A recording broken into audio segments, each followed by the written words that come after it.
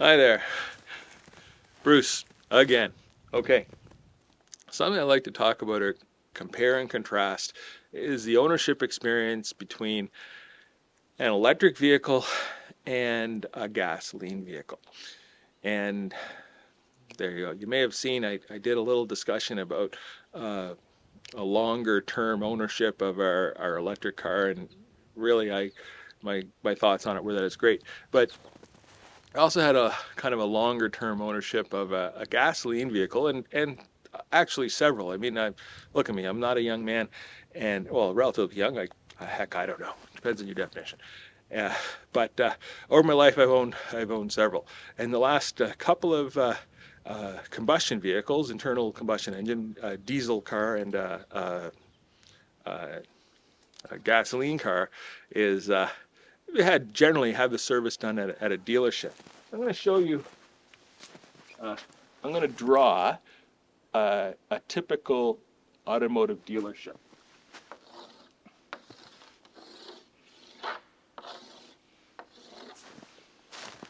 This is a typical automotive dealership. So here, this part, this is sales.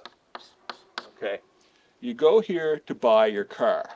Okay, so this, you don't have to be overly astute to notice that this is about 1/4 of the space of a typical current, like the past 20 years or so, automotive vendor. This is what they call service. Okay, might be a thing over here, parts. Okay, so what I'm saying is that the dealer has devoted 25% of the space and maybe 10% of the employees to selling automobiles. Okay. And they have 75% of the space devoted to selling service of automobiles, maintenance and repairs.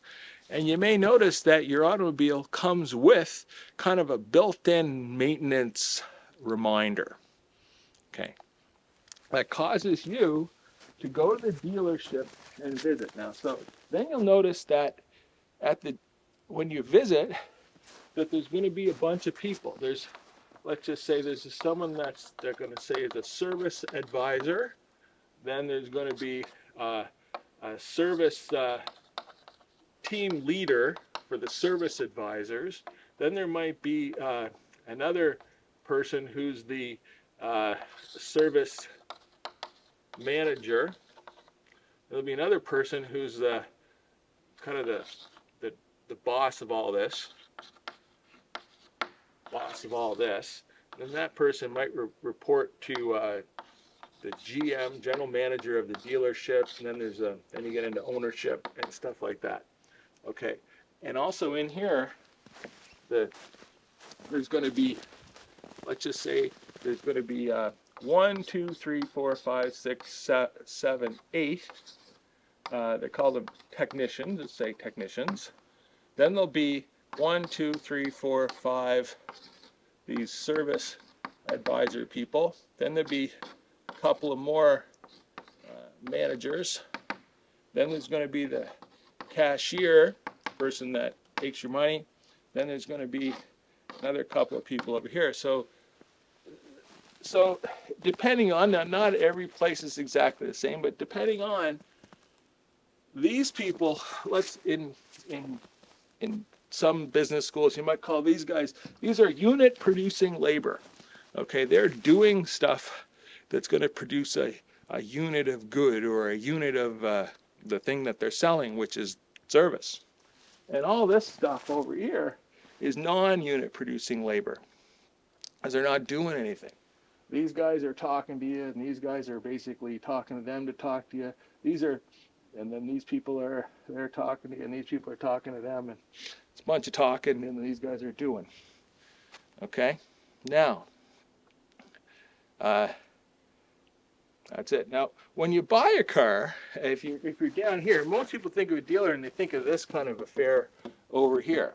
So over here, you're going to have a salesperson, right? They're like, or there's going to be like a receptionist. You come into the dealership and you're going to, hello, the receptionist. They're going to say hello.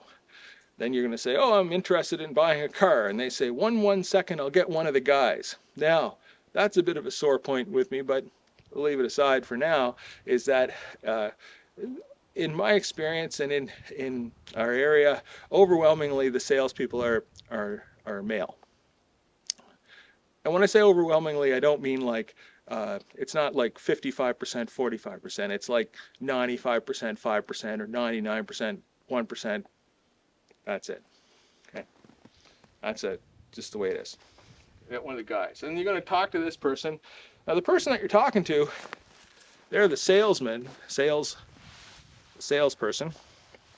And maybe they'll show you a car or two and they'll talk to you and ask you a bunch of questions. And the questions that they're asking is this sort of, they'll say, well, what do you want your payment to be? Or what were you hoping to, stuff like this. And they kind of really have no, they're not imparted with any kind of magic power. They certainly don't have any power. And then there's the sales manager. So the salespeople, they're gonna go to talk to the sales manager. And a while ago, I mean, there was a bunch of chicanery that was discovered. They discovered that some of the dealerships, this is like in the 60s, had hidden microphones in some of the lounges and in the offices, so that when you would go there with your partner or your spouse and you're going to buy a car, and then the person would leave to go talk to the manager. But what that would do is that would give you an opportunity to speak with your spouse or whoever you're with, and well, what do you, kind of a what you think is kind of a private conversation, but that was being recorded or listened to in the other office. So when you said, geez, honey, we can't spend that much, we can only spend whatever, or we can, then that was used, that was kind of used against you in the negotiation. But that's buying the car. Now all these people, these players, they have similar counterparts in the service department, because if you notice, 75% of the real estate is devoted to service, and more than 75% of the people are devoted to service. Now, that's not because that's where the profit is for the dealership. That's where the money is, and they want your money. Okay, so these service advisors, they are salespeople. The service manager advisor person, that is like the sales manager. And the cashier, well, there you go. And then there's a bunch of other people. And when you visit a dealership, you should be a little bit thoughtful about this. Okay. Now, I said I'm going to contrast the electric car ownership experience with the non-electric car ownership experience. The electric car service that it requires, really, you have to rotate the tires because tires wear out. My wife asked me about our tires, and I said, well, our tires are going to last a bit longer because mostly we drive in a straight line, which is true. It's weird, but most of our driving is done on roads that don't have a lot of corners. So I'm contending that's going to last the tires longer. And then also we do seasonal changes. We change from summer to winter and winter to summer. So that's good. So one of the service items in our electric vehicle is the tire rotation. Okay. The other service item electric vehicle is the cabin air filter, so that we're breathing reasonably clean air when it comes in. Now these cabin air filters, it's possible to purchase them yourself from any one of a number of places, Amazon being one, and install it yourself. There's a whole bunch of YouTube videos about how to do that. It takes, I'm going to say it takes 15 seconds, 20 seconds, 30 seconds. You do it yourself. You buy the thing, costs about $20, put it in yourself, you're good. Another service item that's necessary on a electric vehicle is windshield wiper fluid. You're going to add windshield wiper fluid so that when you're driving down the road and you can't see, that you can spray some wiper fluid on your windshield, and then you can be more safe. You can see. Okay? Now, what that means is that the number of times that you visit the dealership with an electric car for service is not very high. Uh, in my case, I do, uh, I have faith in the dealership that I visit, and we have kind of a, I think, is a pretty good relationship. I like the people there. Okay, I I trust them, and let's just say it's trust but verify. Okay, there's no blind trust going on. I trust them, right? So that's it. Now, with a gasoline-powered car, you're going to visit the dealership. Let's say some people, the little light's going to come on, and you're going to need an oil change. You take it in for an oil change, and then the light's going to come on, and you're going to need a cabin air filter change. You got to bring it in the dealership for that. Another one is general lubrication. Okay, one that gets me is that they like to call lubricating the door hinges is a service item. And one of the metrics that I use for determining the quality of service that you get from a dealership is how much overspray, like when they sprayed the lubricant on the door hinges, did it just go everywhere, or did it go in the specific metal to metal contact points that would require lubrication? And I recommend that you do the same thing. When you pick your car up after it's been serviced and they've done this lubrication, just go and open the door and have a look and see, now, where did they put this lubricant? Is it all over the place, or is it in a specific location that is necessary? So there. And then you're going to bring the car to a dealership when there's maybe it needs a new timing belt. There's one. Maybe it needs a exhaust system service. There's one. Maybe it needs a transmission fluid flush. There's one. Well, our car, we took it to the dealer, and they said, oh, because the little light come on. Now, if I follow the manufacturer's recommended service, okay? I'm not like anti-service by any stretch. I follow the manufacturer's recommended service. Because the car is a significant asset, and you want to, maintain it as much as possible. So I took the car to the dealership for what they said was a transmission fluid flush, and $1,200 later I had my transmission fluid flush. Wow.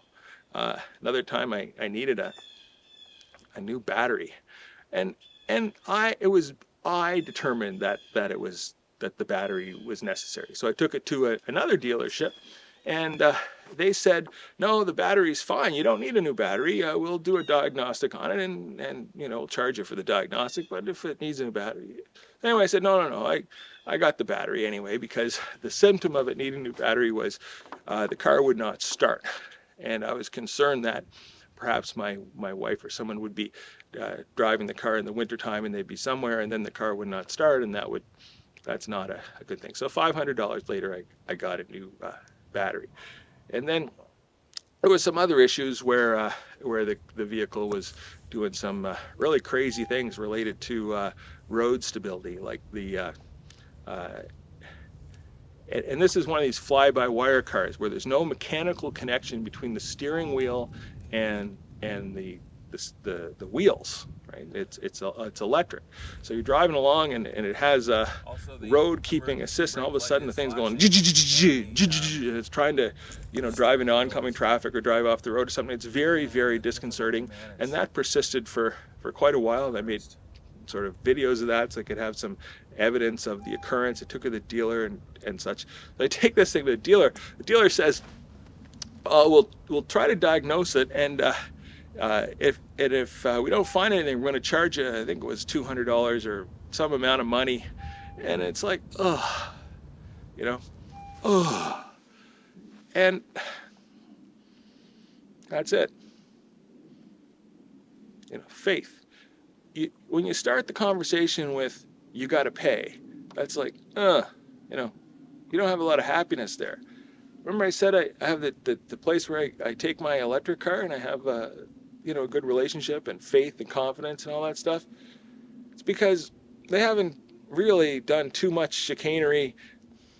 So there you go. But these sometimes when you take your car into the dealership for service, these guys are probably on an incentive program where if they're able to upcharge you, then they get paid better, okay? Or getting less grief when they have their meetings. And I've spent a good deal of time in auto dealerships in the service department waiting or whatever. And then so I'm sitting in the room waiting and watching, and this isn't a one visit. I mean, I'm talking often, not often, well, often enough. What, 3 times a year, 4 times a year, sometimes more. We're having specific problems, whatever. So I'm observing, I'm waiting for my car, and I'm watching all the other people wait for their car. And what happens invariably is the service advisor or the service manager person comes over with a piece of paper in their hand, and they speak quietly to the person, and there's a number written down on the piece of paper, and they said, well, we examined your car, and it needs X, whatever that is, and it's going to cost this. Now, I'm watching this, and 10 out of 10 people are having this conversation between them. So this guy, it reminds me of a kind of like if you've ever been to a timeshare sales thing and they bring in the closer. This guy, people remind me of the closer. So there you go. So one of the upsides of having an electric car is the tremendously reduced cost of ownership. There's no oil changes. There's no brake jobs because the brakes are not the primary method by which the car slows down. There's no exhaust system to run afoul. There's no transmission to run afoul. The cost of these things gets quickly reduced to zero. And in my gas car, brake job was like $2,500. Transmission fluid flush, $1,200. There was another thing where all the fuel injectors needed to be replaced. Well, that was done under warranty because for a reason we had purchased an extended warranty, which I generally do not recommend, but in this case we did, and that would have been like thousands of dollars.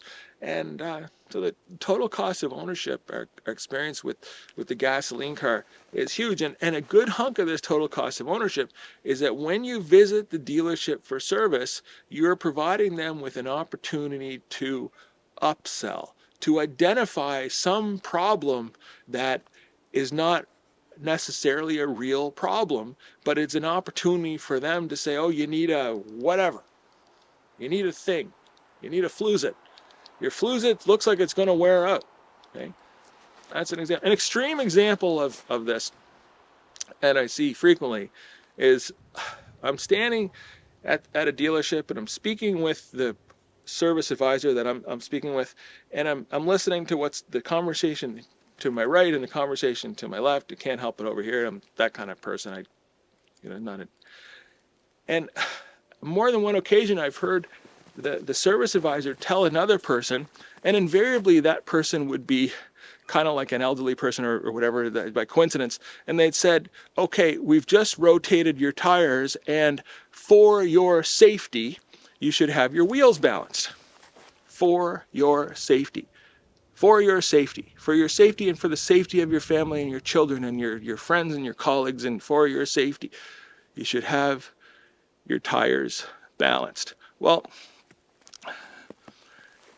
in the history of the world, I don't think there's been an example where there's been a motor vehicle crash or collision or someone's been struck because the tires have been out of balance. Now, it's possible that there may have been someone that's driving 300 kilometers an hour and they may have noticed an excess vibration from the tires or whatever. And it's good to have your tires in balance, but there's the definition of balanced is what is acceptable. There's a range, and the range is pretty broad. And one of the outcomes of having your tires not balanced is generally, it's like I said, I don't think in the history of the world there's been a car crash due to tires out of balance. If you're watching this and you got to this point and you know of such a case, please share in the comments. I'd love to hear it. I'd find it enlightening. There you are. And balancing tires is an act of bringing, get a little technical, it's an act of bringing what's called the principal axis set of the moment of inertia of the wheel bringing the principal axis set into making it coherent or in the same direction as the angular momentum vector. And that way, when the tire goes around the angular momentum vector, that vector is static. It's not moving, and that way there is no undue force placed on anything. Okay, and that's what wheel balancing does. It's placing weights or counterweight, little mass, placing mass so that the angular momentum, the moment of inertia, which is of a solid three-dimensional body, that they have, it's actually called a tensor. It's the inertia tensor, so that the principal axis of the inertial tensor is collinear with the angular momentum vector. That is what wheel balancing does. If you want to, that's kind of a little bit of a that's the engineered and the mechanical engineering description of it. Anyway, physics. So my name's Bruce. Electric cars are great. Electricity is great. Heat pumps are really awesome, and this has to do with economics because it's your personal economics. It's your quest is to maximize the happiness that you have in your life, and your motor vehicle experience should be happy, or ideally, really, your motor vehicle experience could be public transportation, which is also awesome. There you go. Oh, welcome to winter. Okay, bye.